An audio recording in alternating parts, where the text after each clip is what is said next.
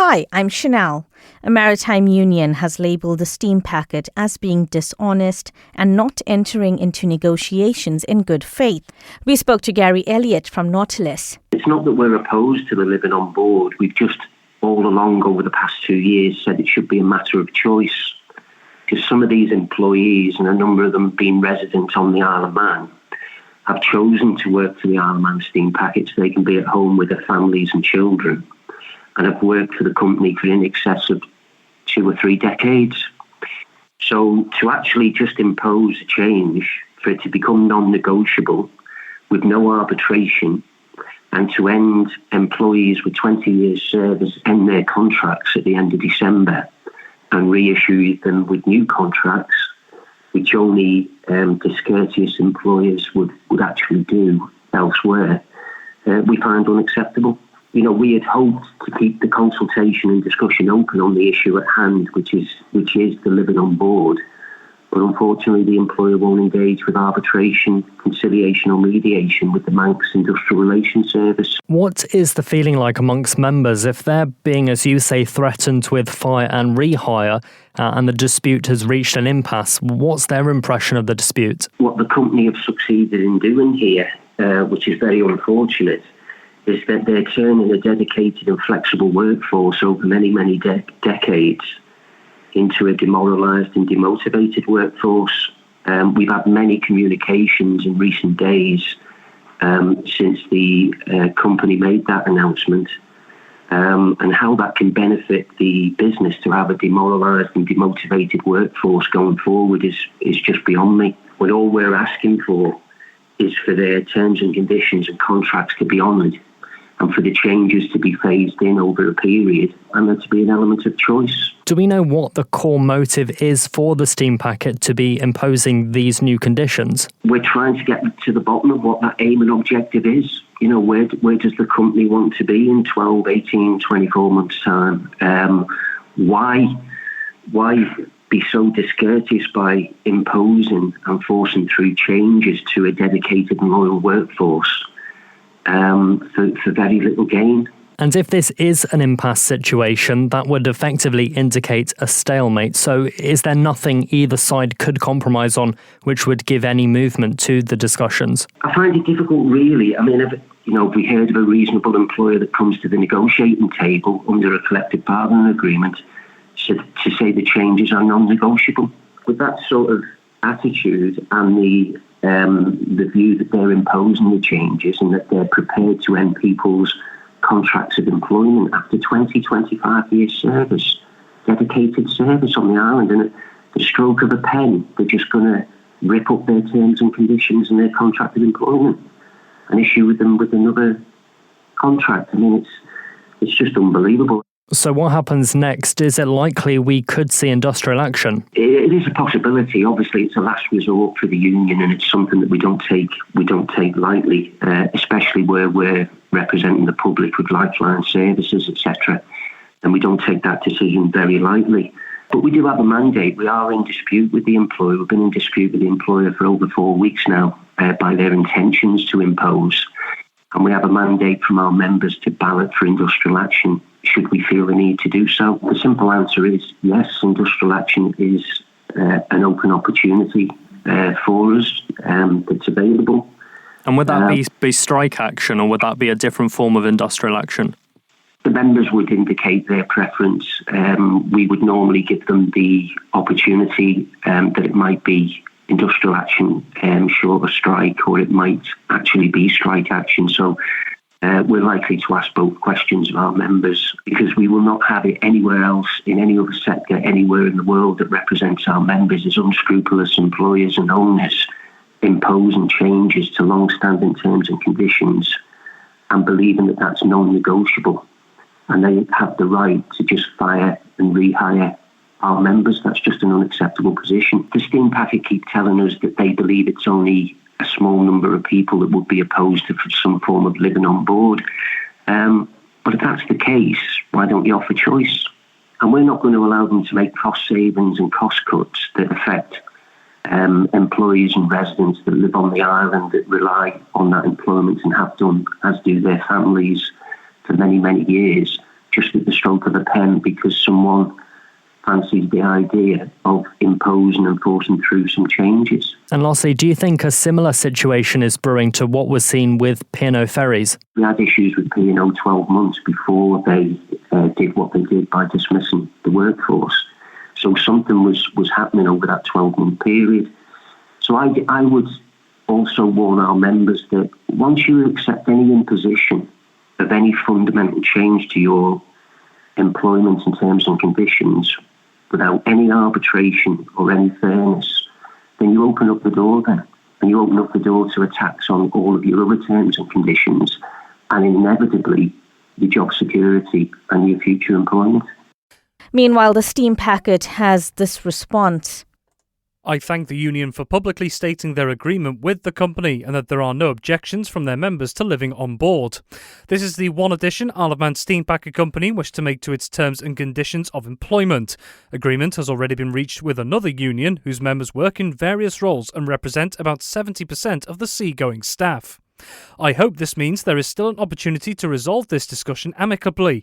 However, what we will not do is agree to preferential terms for the members of one union over those of another who have already agreed and who are working hard on behalf of the company, our customers and the Manx public. The offer that is on the table now is a strong one and reflects various compromises made by the company in relation to its starting position. This includes the choice of week on, week off, or 2 weeks on, 2 weeks off working rotations, additional days leave, and the additional bonus mentioned by Nautilus. The rationale for returning to a live on board model is very clear.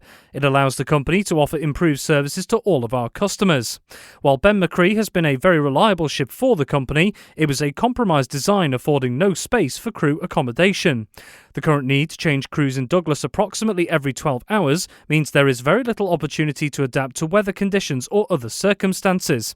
This leads to avoidable cancellations and disruption for customers, occasionally resulting in the vessel sailing to Heysham and back without discharging passengers or freight. Manxman has already proven that live-on-board crew provide greater flexibility and resilience. We, as a company, are returning to our roots as we strive to serve the travelling public and the Isle of Man better. Before Ben McCree, every conventional steam packet company vessel was live-on-board. MHK Tim Glover also voiced his concerns on the dispute. Well, I think when there's even talk of fire and rehire, the employer is lost. So that concerns me greatly.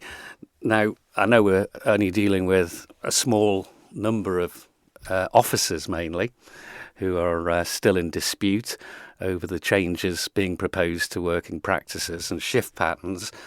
But my concern is, going back to hearing of P&O, when a much larger scale and more redundancies were made, but it was the same principle and it was roundly criticised. And I just hope that the union and the officers and the steam packet can sort this out. I know it's been going on for a good couple of years now, ever since really the Manxman was ordered. But my concern is if they do lose officers, captains, etc., that really does put the steam packet in a real pickle. Now, you mentioned P&O. What are your fears there? I just do not like the whole concept of the employment practice, as it's known, of firing people and then asking them to reapply with different terms and conditions for their job. I think any contract between an employer and employee is a two-way street, and that's how it should be. So that does concern me just from an employment practice, but also I've been contacted by constituents and indeed some employees of the steam packet company very concerned about the situation, and it is those officers, particularly captains, who hold the permissions to go into ports. So if they are fired and then don't rehire, where are the steam packet then? They effectively we're without our lifeline service. So it is a really grave situation in my book. And again, let's just get this sorted out without these threats of what I find a pretty despicable practice. You mentioned some employees have gotten in contact with you without saying too much. What is the feeling like on the ground? from those people? A lot of frustration, a lot of worry, a lot of anxiety, and a lot of anger and frustration. This has been hanging over their heads now for a couple of years without a resolution. And then when there's this sort of talk coming through, that's only going to increase anxiety and indeed anger. So it's a very serious situation to our lifeline. And that's what I'm really concerned about, as well as this practice, but also what a pickle the steam packet could end up in if this isn't resolved. Yeah. Now, you also mentioned reputational damage to the Isle of Man. If there's this fire and rehire practice taking place here, I don't think that will look good to the Isle of Man reputationally at all. The steam packet obviously is an Isle of Man operation. I know it's technically got other offshore shoots as well, but it is the Isle of Man Steam Packet Company, so the name in itself says it all. So it is a concern for our reputation if this practice is put in place, and also, as I say, if we can't gain entry to the ports because we haven't got qualified officers on board, the service stops. Yeah. You've also written to the Treasury Minister, Dr. Allinson, about your concerns. I have, because he represents the shareholder of the steam packet, and I was expecting a more arm's length type of reply, but he has given me some more details on the situation, for which I'm grateful, and has also said he'll probably get in touch with the steam packet company to fully brief Tynwald members on exactly what's going on. So I do appreciate that he has intervened to a small extent. Following on from that communication that you got from him, are you a little more confident now? No, because of the seniority of the people who are in dispute, and that's the crux of this. There's a lot of, from what I gather, temporary crew at the moment on the steam packet, particularly the Manxmen, but these are the senior officers of the company, and they play an integral role, which is under threat. Right. Is there anything you can share with us from what he's said to you? I think I've shared what very much along the lines. I mean, there was 2 unions involved initially.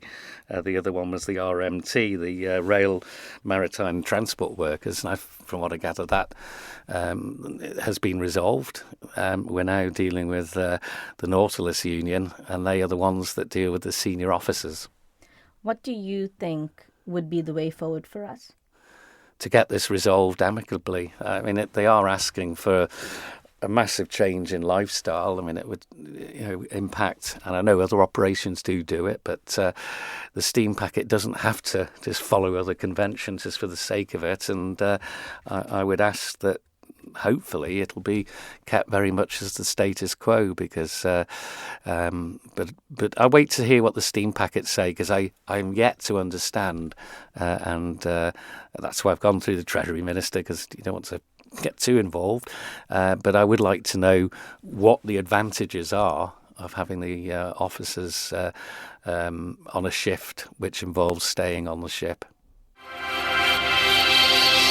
Thank you for making it to the end of the Little Manx Radio newscast. You are obviously someone with exquisite taste. May I politely suggest you might want to subscribe to this and a wide range of Manx Radio podcasts at your favourite podcast provider, so our best bits will magically appear on your smartphone.